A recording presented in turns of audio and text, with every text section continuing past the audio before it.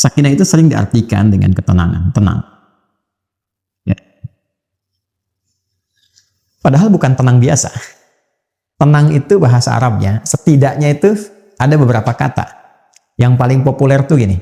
Satu, sakinah. Ya, sakinah. Yang kedua, tuma'ninah. Tuma'ninah. Ada sakinah, ada tuma'ninah. Saya mau bicara tentang tuma'ninah dulu. Ya. Asalnya dari itma'anna yatma'indu. Tuma'ninah, ini ketenangan yang dilahirkan dari ibadah. Jadi kalau seseorang telah menunaikan atau sedang bahkan menunaikan ibadah dan merasakan ketenangan dalam hatinya saat sedang beribadah atau telah beribadah, itu disebut dengan tuma'ninah namanya. Ya. Bukankah Anda ketika sudah sholat merasakan ketenangan? Dan latihannya disebut tuma'ninah, ruku. Kata Nabi, hatta tatma'inna raki'ah. Atau kama qala Rasulullah SAW. Ruku Anda, jangan dulu bangun sampai merasakan ketenangan dalam ruku. Tenang gitu. Itu tuma'ninah namanya. Makanya kalau orang sholatnya itu merasakan kenikmatan, benar caranya. Begitu ruku itu dia baca doa, tenang ke hatinya. Darah mengalir dengan enak. Baru dia yang tidal. Hatta ta'tadila qa'imah, sampai tegak. Lalu sujud, hatta tatma'inna sajidah, sampai engkau merasakan ketenangan dalam sujud. Nah ini tuma'ninah namanya. Dan ketenangan itu hadirnya dalam apa? Jiwa, dalam nafas kan. Nah nanti kalau sudah terbawa dari praktek sholat itu, dari seringnya baca Quran, hadir ketenangan pada jiwa.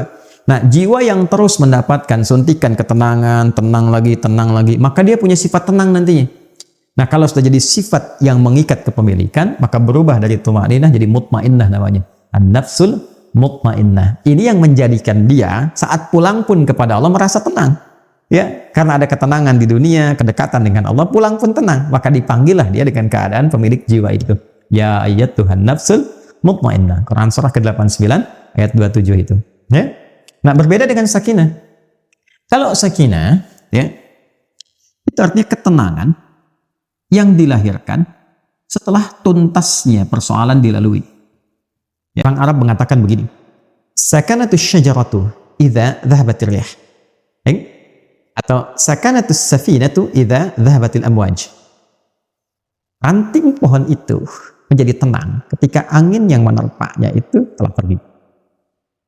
Atau mereka mengatakan kapal itu menjadi tenang ketika ombak yang menerpanya itu telah pergi dan airnya kembali tenang.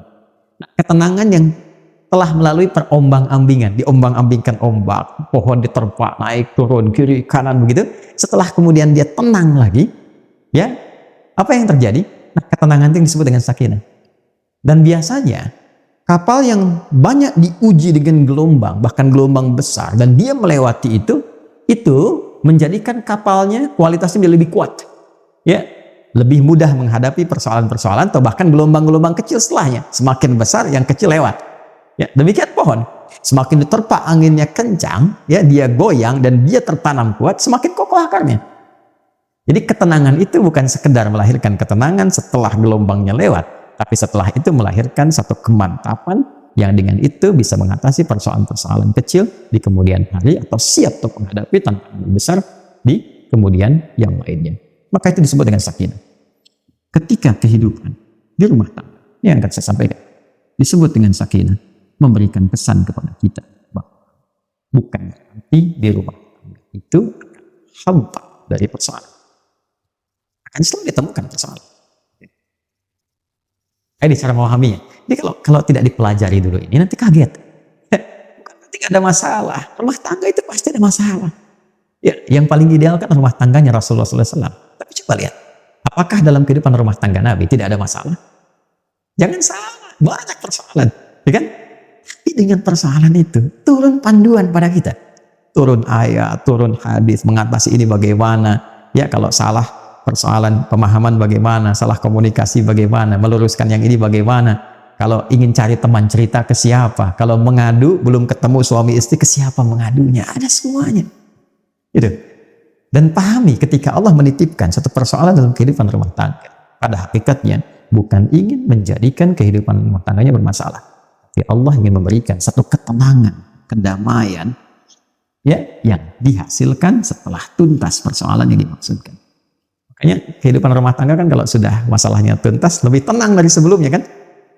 Ya, dan dahsyatnya lebih mengerti tentang sifat-sifat pasangan atau dalam keluarga. Setelah itu punya ilmu yang baru, punya pengetahuan yang baru, masukan yang baru, ilmu yang baru untuk mengatasi tantangan berikutnya. Itu dahsyatnya. Tapi problemnya begini, bagaimana cara kita bisa mengatasi persoalan dengan mudah? Karena tidak sedikit masalah-masalah kecil di rumah tangga, ya kan, bisa menjadi besar dan menyebabkan persoalan serius ketika, maaf, seseorang tidak mengetahui cara menyelesaikannya.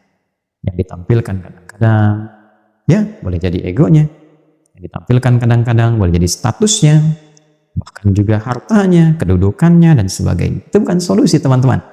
Sepanjang ditampilkan kemampuan kemanusiaannya, maka sifat manusia selalu ingin bertahan dengan apa yang dimilikinya. Suami bicara A, istri bicara B. Ya, ayah bicara A, anak pun bicara B. Demikian seterusnya. Maka yang terbaik adalah kita mesti menanyakan kepada pengatur segalanya. Ini. Ya, maka ketika dikembalikan, nih, sakinah itu kan sifat jiwa. Ya kan? Ketenangan itu kan sifat jiwa. Ingat, ketenangan itu bukan sifat fisik. Ya, pikiran itu biasa, ya. Pikiran itu bekerja terus, berpikir itu terus, nggak berhenti, berpikir. Apa yang memberikan kegelisahan dan ketenangan pada pikiran? Jiwa. Jadi perintahnya di sini semua dalam jiwa kita. Kalau dia gelisah berarti dari nafsu, ya kan? Kalau dia tenang, nyaman berarti dari takwanya. Itu di jiwanya. Jadi pikiran itu normal saja.